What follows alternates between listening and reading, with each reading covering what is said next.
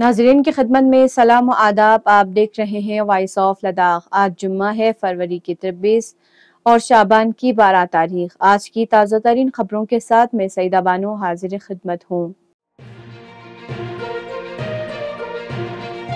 आप देख रहे हैं आपका पसंदीदा news channel voice of Ladakh.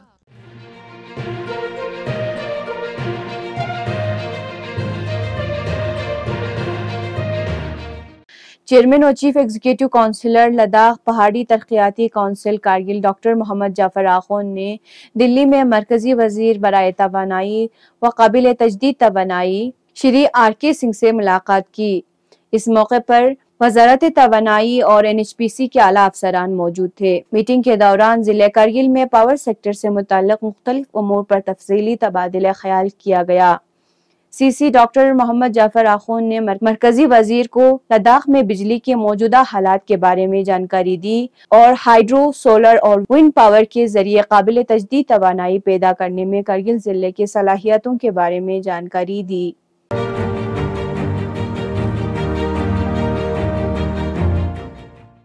मंगल को एक तारीखी तकरीब में मुल्क के वजीर आज़म नरेंद्र मोदी ने लद्दाख में सिंधु सेंट्रल यूनिवर्सिटी का वर्चुअल तरीके से संगे बुनियाद रखा। ये तकरीब MA स्टेडियम जम्मू में हुई, जहां वजीर आज़म ने कौम से खिताब किया। इस दौरान लद्दाख के लेफ्टिनेंट गवर्नर BD मिश्रा ने इस तकरीब में वर्चुअल तरीके से शिरकत की। इस मौके पर उन्होंने कहा कि खित्ते में तालीमी इदारे की अहमियत पर जोर दिया। उन्होंने मजीद कहा कि सेंट्रल यूनिवर्सिटी के क़याम से मुस्तकबिल में लद्दाख के तालीमी निज़ाम पर मुस्बत असर होगा।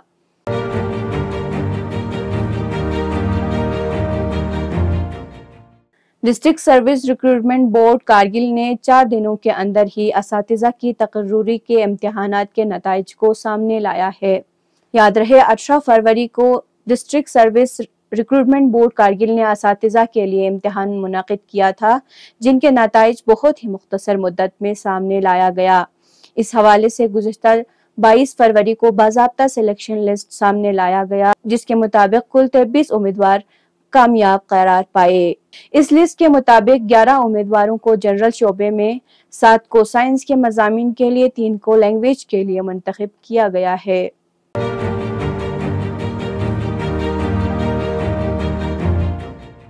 गुज़श्ता 24 घंटों के दौरान कारगिल में दर्जे हरारत कम से कम -13.4 डिग्री सेंटीग्रेड दर्ज किया गया।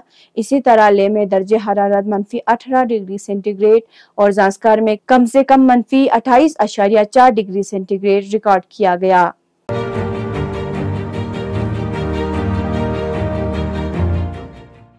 अब पेश है कौमी व बैनुल अक़वामी खबरें।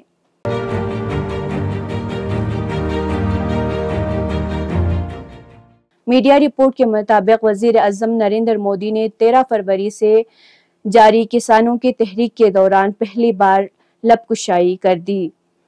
सोशल मीडिया प्लेटफॉर्म X पर अपने पैगाम में नरेंद्र मोदी ने कहा कि हमारी हुकूमत पूरे मुल्क के किसान भाई बहनों की फलाह व बहबूदी के लिए पुरअज़्म है। काबिल ज़िक्र है कि वज़ीर आज़म नरेंद्र मोदी की सदारत में काबीना की मीटिंग में शक्कर के सीजन 2024-25 के लिए गन्ने की FRP को बढ़ाकर 340 रुपए फी क्विंटल कर दिया गया है। ये मौजूदा सीजन 2023-24 से 8% ज्यादा है। मुल्क के मरकजी हुकूमत का दावा है कि इससे गन्ने की 5 करोड़ से ज्यादा किसानों और उनके खानदानों को फायदा पहुंचेगा।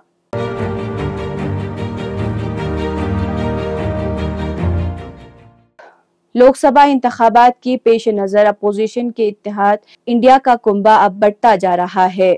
21 फरवरी को उत्तर प्रदेश में समाजवादी पार्टी और कांग्रेस के दरमियान सीटों के ऐलानात के एक दिन बाद अब कौमी राजधानी दिल्ली में कांग्रेस और आम आदमी पार्टी के दरमियान सीटों का मामला तकरीबन तय हो गया है। ज़राए के मुताबिक दिल्ली के साथ गुजरात, आसाम और हरियाणा के सीटों पर भी कांग्रेस और आम आदमी पार्टी के दरमियान तकरीबन इत्तिफाक हो गया है। इसके तहत दिल्ली में आम आदमी पार्टी 4 और कांग्रेस 3 सीटों पर इलेक्शन लड़ेगी। वाज़ेह रहे कि दिल्ली के 8 लोकसभा सीटों पर फिलहाल बीजेपी का कब्जा है और वो 2014 से ये सीटें जीत रही है।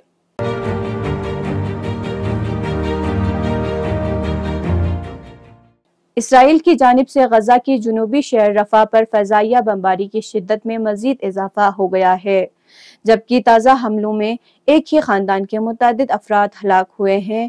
خبر رساں ادارے ریوٹرز کے مطابق غزہ کے وزارت صحت کا کہنا ہے کہ جنگ کے آغاز کے بعد سے ہلاکتوں کی تعداد 29,313 ہو گئی ہے، جبکہ 69,333 زخمی ہیں۔ اسرائیلی فوجی کا کہنا ہے کہ رفح کے شمال میں واقع شہر خان یونس میں ملٹری آپریشن مزید تیز کر دیا گیا ہے۔ مصر کے ساتھ سرحدی علاقے رفح میں تقریباً 15 لاکھ افراد پناہ لیے ہوئے ہیں، جو جنگ کے بعد سے بے گھر ہوئے ہیں۔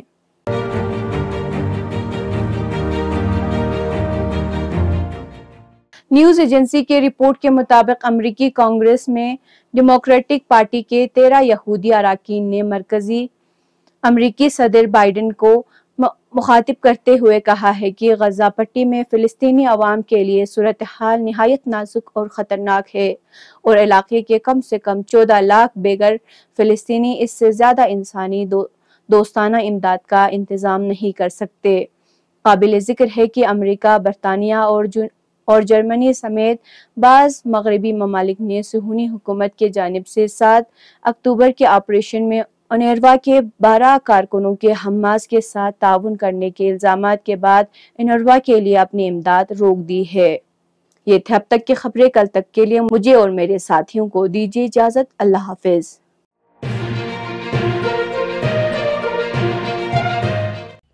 مقامی، قومی اور بین الاقوامی خبروں سے باخبر رہنے کے لیے چینل کو لائک، شیئر اور سبسکرائب کریں، ساتھ ہی بیل آئیکن دبانا نہ بھولیں۔